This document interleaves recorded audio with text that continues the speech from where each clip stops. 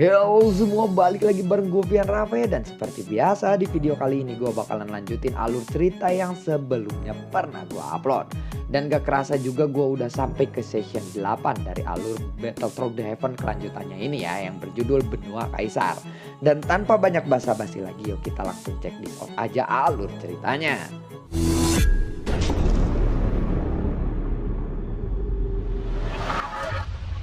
Di session sebelumnya, kelompok Xiaoyan sedang melakukan perjalanan memasuki lubang teleportasi untuk mengikuti kompetisi alam dunia. Dan setelah Ding Yue menjelaskan 3 rute yang tercepat dan yang terbaik menurutnya, lalu mendengar itu pun Xiaoyan lalu berpikir dan menganalisa jalur-jalur tersebut. Setelah Xiaoyan mengamati rute-rute itu, dia lalu berkata, tampaknya akan lebih baik jika kita mengambil rute yang ketiga saja. Bukankah kamu suka hal yang misterius? Dan mudah-mudahan kita bisa menemukan hal yang menarik di sana. Dan semoga kita akan bernasib baik kali ini, ucap dari Xiaoyan. Ya baiklah kalau begitu, aku setuju denganmu, ucap dari Ding Yue. Baiklah kalau begitu, ayo kita segera bergerak menuju rute ketiga itu, ucap dari Xiaoyan. Oh ya, setidaknya kita perlu waktu 50 tahun untuk mencapai stasiun ruang angkasa pertama. Tetapi kita harus berhati-hati karena mungkin saja ada kapal yang akan menyerang kita di perjalanan nanti, ucap dari Ding Yue. Mendengar itu pun semua orang lalu mengangguk. Karena sekarang masih ada dalam kondisi yang aman, mari kita terus berkultivasi. Karena pertempuran berikutnya akan menjadi lebih brutal dan lebih sengit lagi. Jadi kita harus bekerja lebih keras lagi untuk berlatih kali ini, ucap dari Xiaoyan. Dan semua orang pun lalu setuju. Salah satu alasan mengapa Xiaoyan mengambil rute ketiga adalah karena adanya kemungkinan dia akan mendapatkan harta karun. Dan jika itu terjadi, maka itu akan menguntungkan timnya. Dan semua orang pun terus berlatih siang dan malam. Sementara mereka mengarungi lubang teleportasi yang luas ini, Xiaoyan lalu mengeluarkan pedang Tianhuo miliknya. Dan dia merasa bahwa pedangnya itu sudah mulai sedikit lemah. Lalu Ding Yue pun mengamati pedang tersebut. Ini adalah senjata dengan sistem energi. Strukturnya tidak mudah untuk diubah. Jika bisa distabilkan, kekokohannya bisa meningkat pesat. Aku pikir aku mungkin saja bisa menggunakan ini untuk mengumpulkan energi dan mendapatkannya dari pilar api, ucap dari Ding Yue. Tunggu dulu, maksudmu kamu akan mengumpulkan energi dari pilar api untuk pedang ini? Ya, idemu itu cukup menarik. Kalau begitu silahkan coba saja, ucap dari Xiaoyan. Baiklah kalau begitu, serahkan kepadaku. Tetapi perubahan ini butuh waktu yang lumayan lama. Jadi silakan berlatih terlebih dahulu. Aku akan memberitahumu jika ini sudah selesai, ucap dari Ding Yue.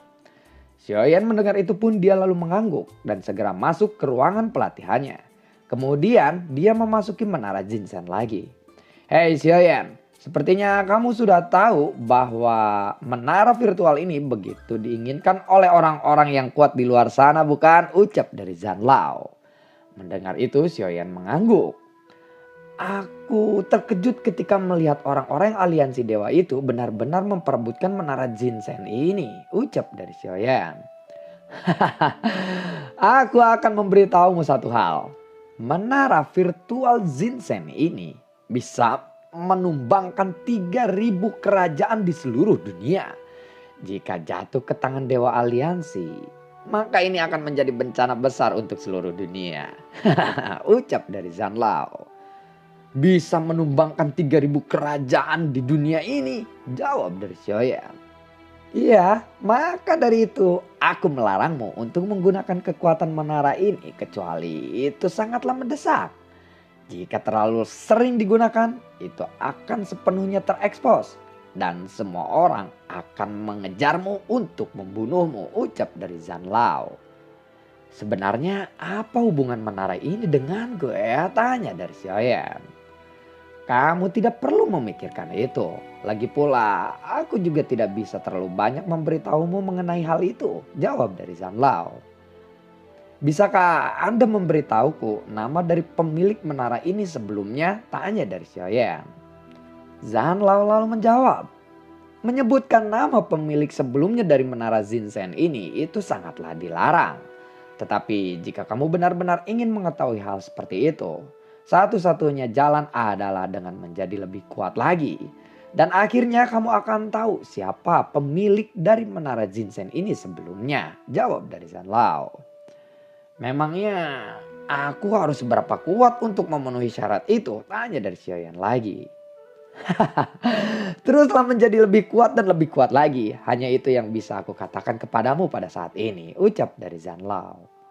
Baiklah kalau begitu. Aku akan mulai berlatih dengan semangat lagi. Ucap dari Xiaoyan. Kali ini Xiaoyan sudah berada di gerbang putih. Dan dia akan menantang Xin Yu di sini. Aku akan menantang Xin Yu. Teriak dari Xiaoyan. Tetapi sayangnya dia berkali-kali terus mencoba. Xiaoyan terus mendapatkan kegagalannya. Walaupun kekuatan Xin Yu ini lebih lemah daripada Zhensan, tetapi dia jauh lebih lincah. Sangat sulit untuk mengetahui kelemahannya pada saat ini. Walaupun Xiaoyan melawan hanya bayangannya saja, tapi Xiaoyan merasa kesulitan untuk mengalahkan Xin Yu kali ini. Lalu Xiaoyan dengan cepat menganalisa karakteristik serangan dari Xin Yu di pikirannya sendiri. Dan dia benar-benar membuatnya sakit kepala. Karena dia harus menemukan kelemahan Xin Yu dalam kecepatan seperti itu untuk menang. Waktu pun terus berlalu dan Xiaoyan pun melakukan pelatihannya terus menerus. 10 tahun pun tidak terasa telah berlalu dalam sekejap. Dan lubang teleportasi raksasa yang gelap ini tampaknya sulit untuk mendeteksi berlalunya waktu di tempat ini. Dan cedera Lang Tian pun sudah mulai membaik pada saat ini. Dari sekian lama si kecil Xiu sangatlah khawatir dan muncul melihat Lang Tian. Tenang, aku sudah baik-baik saja sekarang, jawab dari Lang Tian.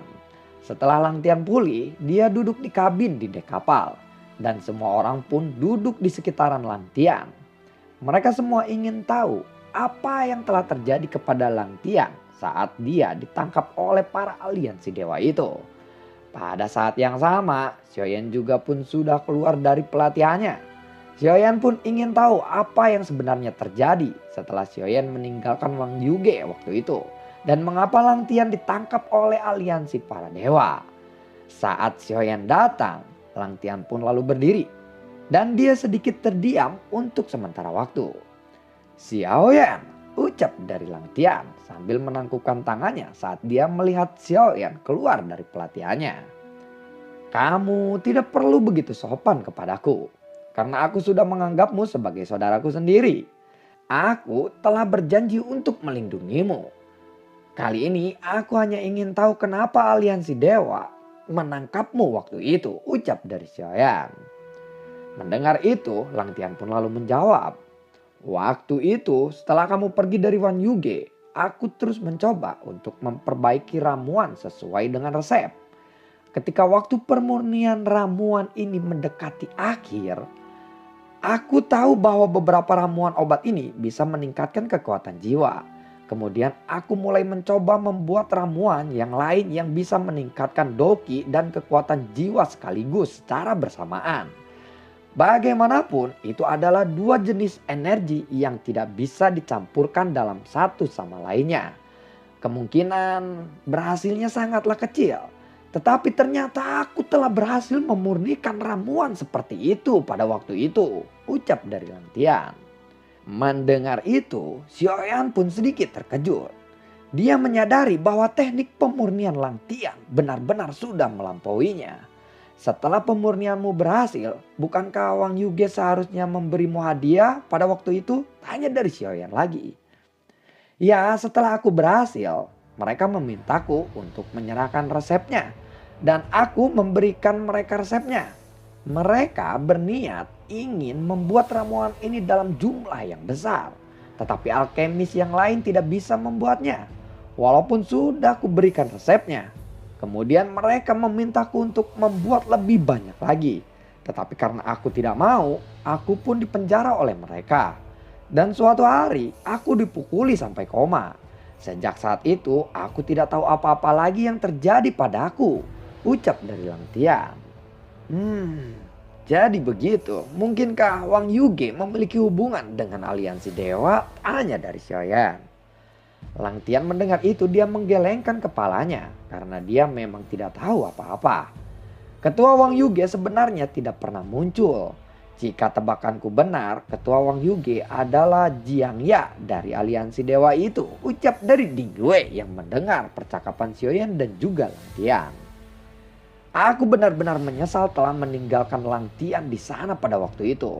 Kalau saja aku tidak meninggalkannya, dia tidak akan mendapatkan perlakuan yang buruk seperti ini, ucap dari Xiaoyan. Apakah kamu masih memiliki ramuan itu? Tanya dari Xiaoyan kepada Lang Tian. Dan mendengar itu Lang Tian pun lalu menganggukkan kepalanya. Dia lalu segera menyerahkan botol ramuan kepada Xiaoyan. Kemudian Xiaoyan mengambil botol ramuan itu dan menuangkan obat mujarab itu ke telapak tangannya.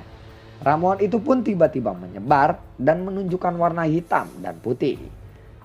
Tunggu dulu, jadi apakah ini ramuannya? Ramuan ini benar-benar sangatlah luar biasa. Bisakah kamu membuat ini 10 botol saja? Ucap dari Xiaoyan sambil memandangi ke arah ramuan itu. Mendengar itu, Lang Tian pun langsung mengangguk. Kamu memang benar-benar seseorang maniak ramuan, Lang Tian, ucap dari Xiaoyan. Setelah itu, Xiaoyan pun lalu kembali memasuki ruang pelatihannya dan mulai berlatih kembali. Pada saat yang sama, di lubang teleportasi raksasa itu, dalam kegelapan ada kapal yang mendekati mereka secara diam-diam. Wenqi, bukankah kamu bilang bahwa tidak ada orang yang tahu tentang rute ini? Ucap dari seseorang pria yang bernama Zei. Saya tidak tahu kalau ada orang lain yang tahu tentang rute ini, Tuan. Ucap dari seseorang pria lainnya yang bernama Wenqi. Tetapi untungnya hanya ada satu kapal saja yang melewati jalur ini. Jadi kita masih bisa untuk menyingkirkan mereka, ucap dari Ji. Kelihatannya kapal itu adalah kapal kelas 3. Mungkin saja mereka menemukan rute ini secara tidak sengaja. Selain itu, aku yakin tidak ada orang yang kuat di kapal kelas 3 seperti itu. Mereka pasti akan dengan mudah kita singkirkan, ucap dari Wenqi. Tetapi pada saat ini kita tidak harus bertarung dengan mereka. Kita akan lihat situasinya nanti, ucap dari Ji. Di kapal Xiaoyan, semua orang tampak tidak menyadari ada kapal lain yang sedang membuntuti mereka. Tetapi ketika Xia Jinghui menggunakan kekuatan jiwanya, dia merasakan gelombang energi. Lalu dia segera berdiri dan melihat ke arah sekelilingnya. Namun dalam kegelapan seperti ini, sama sekali dia tidak menemukan jejak bayangan apapun di sana. Aku bisa merasakan ada sesuatu yang aneh. Tetapi aku tidak bisa menemukan apa itu, ucap dari Xia Jinghui. Ketika Xia Jinghui terus memikirkannya, dia merasa gelisah. Tetapi dia tidak mungkin bertanya kepada Xiaoyan.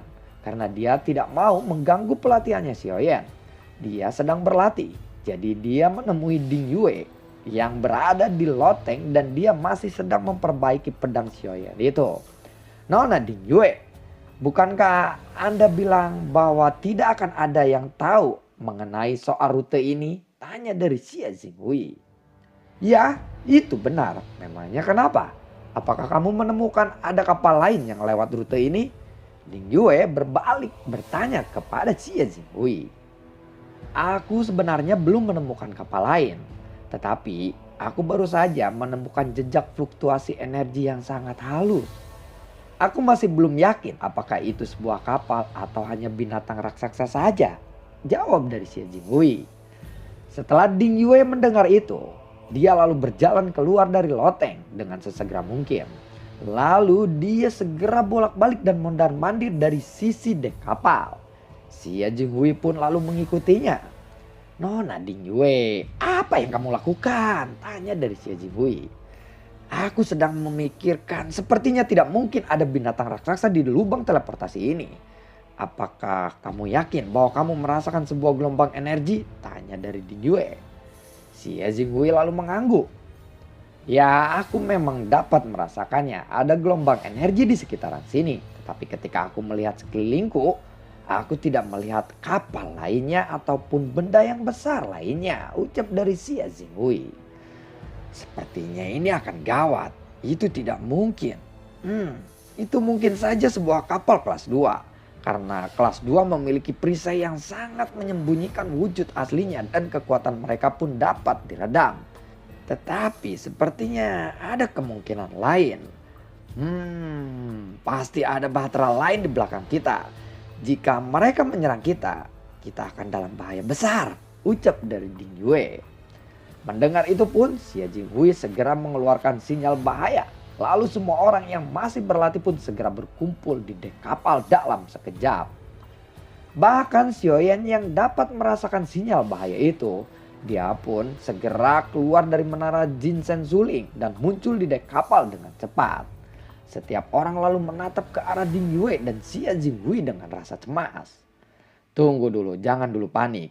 Kita mungkin sedang diikuti oleh kapal lain. Karena kapal itu tidak menunjukkan tanda-tanda permusuhan, lebih baik kita pun tidak boleh bertindak secara gegabah. Meskipun masih ada sekitar waktu 20 tahun lagi untuk kita bisa tiba di stasiun ruang angkasa yang pertama. Kita tidak boleh bertindak sembarangan karena kita tidak tahu apa tujuan dari kapal ini kepada kita, ucap dari Ding Yue. Mendengar itu, semua orang pun segera bersiap untuk berperang. Sedangkan kapal yang mengikuti mereka sama sekali tidak menyuruh pasukan mereka untuk bersiap. Karena mereka pikir kapal kelas 3 seperti ini bahkan hanyalah kapal rendahan.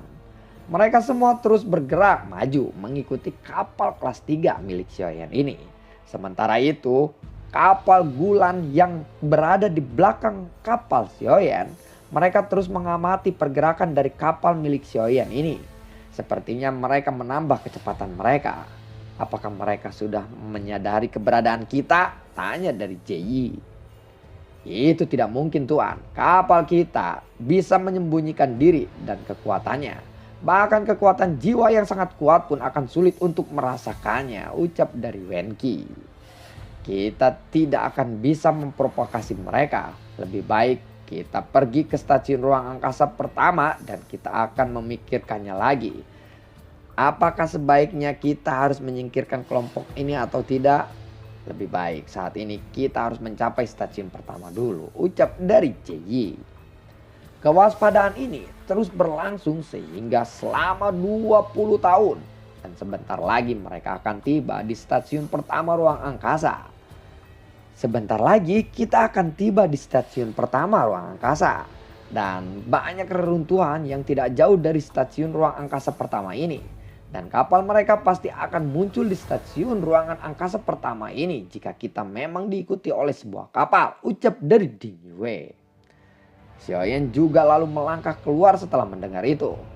Dia pun keluar dari ruangan pelatihannya dan Ding Yue juga menyerahkan pedang yang sudah dia perbarui kepada Xiaoyan. Pedang kuno Tianguo ini menjadi berwarna-warni dan ada warna emas di kedua sisinya. Pedang itu tampak menjadi lebih hidup. Xiaoyan, cobalah pedang ini sekarang, ucap dari Ding Yue. Xiaoyan pun mendengar itu dia lalu mengangguk. Begitu Xiaoyan memegang pedang ini, ada energi yang menyembur keluar dari pedang itu. Dia merasakan kekuatan pedang yang sangat luar biasa kali ini. Dan lalu bagaimanakah kelanjutan ceritanya? Nantikan konten gue berikutnya dan semoga sehat selalu untuk kalian. Tidak terasa juga gue udah sampai ke session 8-nya. Ya walaupun orang lain lebih cepat menguploadnya. Untuk yang suka alur cerita yang gue bawain, kalian bisa like, share, dan bagi-bagikan ke teman kalian. Dan terima kasih juga buat kalian yang selalu mendukung channel ini dari awal hingga saat ini. Dan gue ucapin selalu terima kasih banyak buat kalian yang sudah mensupport channel ini lewat link Saweria di bawah kolom deskripsi. Mohon maaf kemarin nggak upload karena ya begitulah, kalian tahu sendiri yang ngelihat postingan gue yang di komunitas. Tapi gue udah hapus karena itu nggak boleh katanya gitu ya. Terima kasih semuanya, ujian gue berat banget di bulan-bulan ini. Semoga kalian sabar menanti konten-konten gue berikutnya. Dan assalamualaikum, sampai jumpa di video gue berikutnya. Semoga sehat selalu untuk kalian. Dadah.